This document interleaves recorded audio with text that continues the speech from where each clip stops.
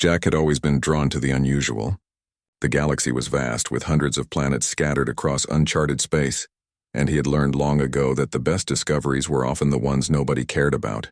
When a tiny listing appeared on a distant interstellar market, a ghost town for sale at the laughable price of 100 credits, he couldn't resist.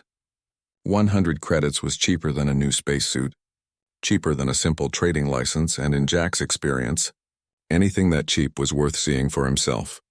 The ghost town was located on a small, dusty planet called Orvella 9. From space it looked empty, a scattering of dull, gray structures barely visible among the reddish soil. As Jack's shuttle entered the atmosphere, he felt a thrill. The landing was smooth. The ancient streets of the town stretched before him like frozen veins. Broken signs swayed lightly in the wind, and buildings leaned at awkward angles. The planet was silent except for the occasional creak of a roof shifting under the weight of time. Jack stepped out of the shuttle, boots crunching on the dry ground. He glanced around, expecting nothing more than the emptiness promised in the listing. But almost immediately, he noticed small hints that the town was not entirely abandoned. A thin wisp of smoke curled lazily from a chimney at the far end of the street, and faint footprints in the dust suggested someone, or something, had walked there recently. Curiosity tugged at him. He moved toward the building where the smoke came from, careful not to startle anyone. The streets were lined with abandoned homes, stores with shattered windows, and a broken marketplace that still bore the faint outlines of alien symbols. Despite the decay, there was a strange sense of peace here. The town felt like a memory, caught between life and nothingness, waiting for someone to step in and breathe energy into it once again. As Jack approached the source of the smoke, he finally saw her. She was sitting near the doorway of a small one-story home, gently tending to a makeshift stove. Her skin shimmered with faint shades of blue and silver, catching the light in a way Jack had never seen before. She was humanoid in shape, but her eyes were larger than a human's and glowed softly like embers in a quiet fire. She noticed him immediately, standing and taking a cautious step back. Jack raised his hands in a gesture of peace. "I don't mean any harm," he said. His voice echoed slightly in the empty street. "I'm Jack. I bought this town. I didn't expect anyone to be here." The alien woman's expression didn't change. Her gaze was steady, wary, and something in it made Jack pause. She spoke in a language he didn't understand, but her tone was calm, not hostile. He realized she might be trying to communicate, waiting to see if he could understand her intentions. Jack remembered a small translator device in his bag. He activated it, pointing it toward her. The device crackled for a moment and then began converting her words. "I am Lyra," it said in rough mechanical English. "I have lived here for many cycles. My colony is gone. I stay to protect the young." Jack's eyebrows rose. "The young?" he asked, looking around. "I don't see any others here." Lyra shook her head slowly. "Only one remains with me now. The others are lost to the stars. I remain to care for what is left." Her eyes glimmered with a strange, quiet sadness, and Jack felt a pang of respect. She was alone, yet she had not given up. Jack decided to introduce himself more fully. He told her about his travels, how he had seen dozens of abandoned planets, and how he never passed up a bargain. He didn't try to rush her, knowing the moment he seemed too eager or aggressive she might retreat. Slowly, carefully, he began to gain her trust. He offered food from his shuttle, water, and other basic supplies. She accepted them, still observing him closely, measuring his intentions. Over the next several hours, Jack explored the town, noting its unusual design. The buildings were crafted with care, far beyond what he had seen in human settlements. There were murals painted on the walls, faintly glowing in the dim light, depicting scenes of the alien colony's history. Children played in these murals, their forms frozen in time, smiling in a way that tugged at something deep in Jack's chest. He realized this town had once been vibrant, full of life and community. Lyra moved beside him, explaining what she could with simple gestures and phrases. Her species had telepathic abilities, and while Jack couldn't pick up on their thoughts directly, he could sense her intentions, calm and measured, guiding him toward areas of interest. She led him to the town's central plaza, where a large, cracked monument stood. The monument bore inscriptions that Jack's translator struggled to interpret. They seemed to tell the story of a thriving colony, its achievements in agriculture, technology, and culture, and then, abruptly, its disappearance. Jack felt a mix of awe and sadness. This town was more than just property. It was a remnant of a civilization nearly lost. Lyra had stayed behind, not out of stubbornness, but out of responsibility and love for what remained. Jack realized he couldn't just treat this as a simple investment or curiosity. He had stumbled into something far more significant.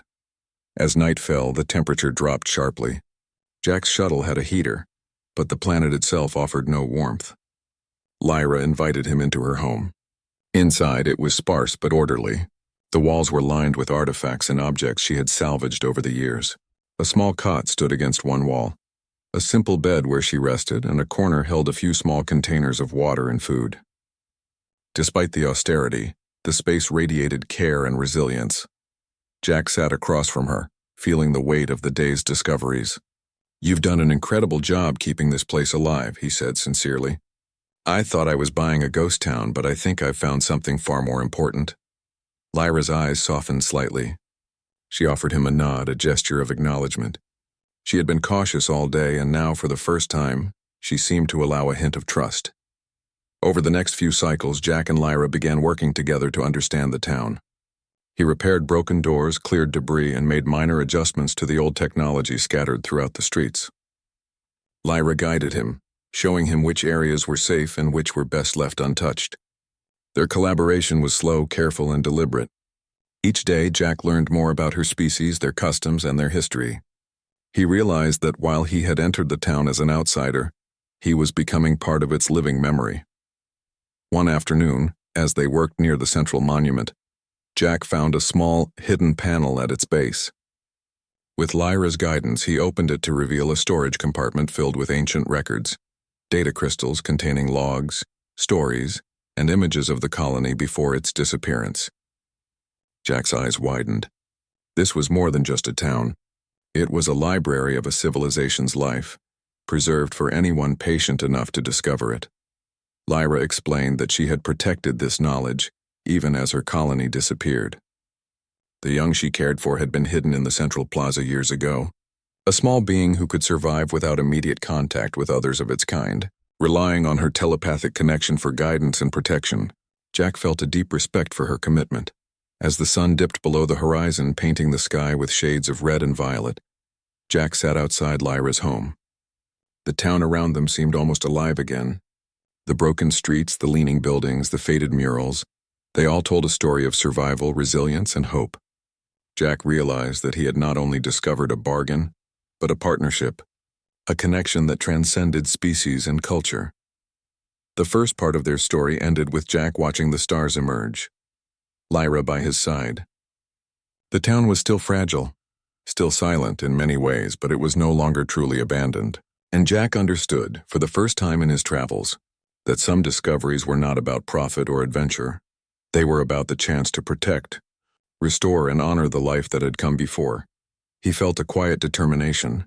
He had bought a ghost town for 100 credits, but he had found a story worth far more, a life worth protecting, and a friend who had survived against impossible odds. Whatever mysteries awaited in the days ahead, he knew he wouldn't face them alone.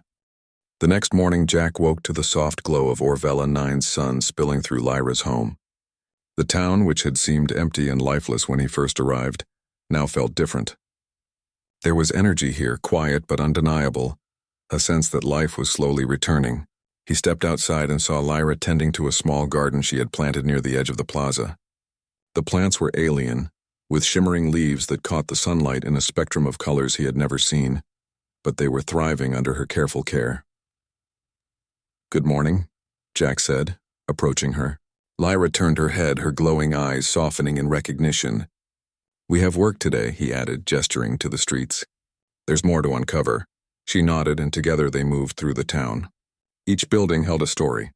Broken machinery, empty shelves, and collapsed roofs were reminders of a thriving past. But there were also signs of resilience. In one building, Jack discovered partially functioning technology, strange consoles and panels still faintly active despite years of neglect. He carefully examined them, trying to understand their functions. Lyra guided his hands and pointed out features with her telepathic gestures, letting him feel the faint currents of energy still flowing through the devices. As Jack worked, he began to notice patterns. The town had been more than a settlement. It was a hub of innovation, a place where Lyra's people had experimented with energy sources and communication systems. He realized that the disaster that had wiped out the colony had not been random. It had targeted something specific. Whatever had destroyed the town had been powerful, capable of erasing an entire population. Lyra noticed the concern on his face. Through the translator, she explained that the colony had been peaceful, skilled in science and art, but their achievements had drawn the attention of a distant, predatory species. "We were unprepared," she said softly. "I survived because I hid the young and protected our knowledge. But others, they did not." Jack felt a surge of determination. He was here now and he had the chance to help. "We can't bring them back," he said, "but we can honor them. We can make this town alive again, at least for you and the young one." Lyra's eyes glimmered with hope, and for the first time, she allowed a small smile. Together they began the painstaking process of restoration. Jack repaired broken doors, reinforced weakened walls, and cleaned debris from the streets. Lyra guided him to delicate murals and relics, showing him where care was needed to preserve their history. While working, Jack discovered a small hidden chamber beneath the central plaza. It was sealed, but with careful manipulation of the old technology, he opened it. Inside were data crystals, records of the colony's history, its achievements, and its daily life. Jack carefully examined them, fascinated by the complexity and beauty of the culture. He realized that the town was not just a place of survival, it was a living memory of a civilization that had mastered arts and sciences, far beyond human understanding. Lyra explained that these records had been her responsibility. Since the colony's disappearance, she had protected them, ensuring they would survive even if she did not. Jack felt a deep respect for her dedication. He understood that his role was not to exploit or profit from this place, but to assist in preserving and honoring what remained. Days passed, and the town slowly began to change. Jack and Lyra worked side by side, their efforts complementing each other. He brought human ingenuity, improvising repairs with materials he had on hand, while she provided knowledge of the colony's designs and intentions. Together, they restored small buildings, repaired energy systems, and cleaned the streets. The once silent town now had movement, faint hums of energy, and the occasional laughter of the young one who had grown under Lyra's care. One evening, as they worked near the central monument, Jack noticed something unusual. A faint glow emanated from one of the restored panels. It pulsed rhythmically like a heartbeat. He and Lyra exchanged a look. Carefully, they activated the panel, and a holographic map appeared above the monument, showing the town and its surroundings in intricate detail. Points of interest lit up, including hidden storage areas, energy nodes, and communication arrays. Lyra gasped softly. "This is part of our history," she said. "We hid this to protect it from the enemy." "They never found it." Jack studied the map. "We can use this to understand your technology, your energy systems, maybe even make the town self-sufficient again." Over the next cycle, Jack and Lyra began implementing the knowledge from the holographic map. They repaired energy conduits, connected communication arrays, and restored small power generators. The town began to hum with life. Lights flickered on in windows, doors creaked open more easily, and the small garden thrived under automated irrigation systems. The young one played among the restored streets, exploring with curiosity and laughter. As they worked, Jack felt a bond growing between him and Lyra. It was not romantic, but something deeper, a partnership based on trust, respect, and shared purpose. They communicated through gestures, simple words, and subtle telepathic hints. Jack learned to understand Lyra's culture, her ways of thinking, and her hopes for the future. She in turn began to appreciate human ingenuity, resourcefulness, and determination. One afternoon, Jack discovered a small workshop at the edge of the town. It had been heavily damaged, but inside were tools and parts that could be repurposed. He and Lyra spent hours salvaging what they could. With careful adjustments, they repaired old machines and repurposed energy sources to power lights, heating, and communication systems. The town, once a ghost, was now functioning again, modestly but effectively. As they worked, they also explored the surrounding area. Jack wanted to understand the dangers that had destroyed the colony. Together, they mapped the terrain, identified safe zones, and uncovered remnants of the predator species' activity. They realized the threat was gone for now, but vigilance was necessary. Lyra taught Jack survival techniques unique to her species, including ways to detect energy disturbances and subtle environmental changes. Jack shared human strategies for defense, improvisation, and resource management. Their knowledge combined created a new level of security for the town. One evening, after a long day of work, Jack and Lyra sat atop the central monument, watching the twin suns of Orvella 9 dip below the horizon. The sky was painted with shades of orange, pink, and purple, reflecting off the town below. It was not perfect, but it was alive. The once silent streets now echoed with movement, laughter, and energy. The young one played nearby, chasing shadows and learning about the world. Jack spoke quietly. "I came here thinking I was buying a ghost town, but I found something much more important. I found a life worth protecting, a story worth preserving, and a friend I wouldn't trade for anything." Lyra looked at him, her glowing eyes reflecting the colors of the sunset. "You have done more than I could have imagined," she said. "You have not only helped me, but you have honored my people. This town, it is alive again because of you." Jack smiled. "We did it together," he said. "And it's just the beginning. There's more to uncover, more to restore. We can make this town a place where life can flourish again, where knowledge is preserved, and where the memory of your colony lives on." As night fell, the town glowed softly with energy restored by their combined efforts. The streets, once lifeless, now bore signs of activity. Small lights flickered in windows, and the gentle hum of repaired machinery filled the air. The young one curled up near Lyra, exhausted from a day of exploration and play, while Jack made his way to his temporary quarters in the shuttle, feeling a deep sense of fulfillment. He realized that in the vastness of the galaxy, discovery was not always about treasure, adventure, or fame. Sometimes it was about finding life where none seemed to exist, protecting it, and giving it a chance to thrive again. Orvella 9's ghost town had become more than a bargain. It had become a home, a symbol of resilience, and a testament to the enduring strength of life. In the days that followed, Jack continued to work alongside Lyra. They repaired additional buildings, restored the garden, and even set up a small observatory to study the skies. The town began to attract the occasional human or alien traveler, curious about the strange settlement that had risen from abandonment. Each visitor learned of Lyra's story, the colony's history, and Jack's role in preserving both. Through it all, Jack and Lyra maintained their partnership. They communicated, learned, and supported each other, proving that understanding and cooperation between species could achieve remarkable results. The young one grew, learning from both human and alien traditions, a living bridge between the past and the future.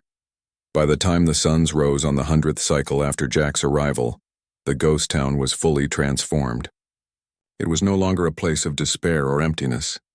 It was alive, vibrant in its own quiet way, a sanctuary for knowledge, life, and hope.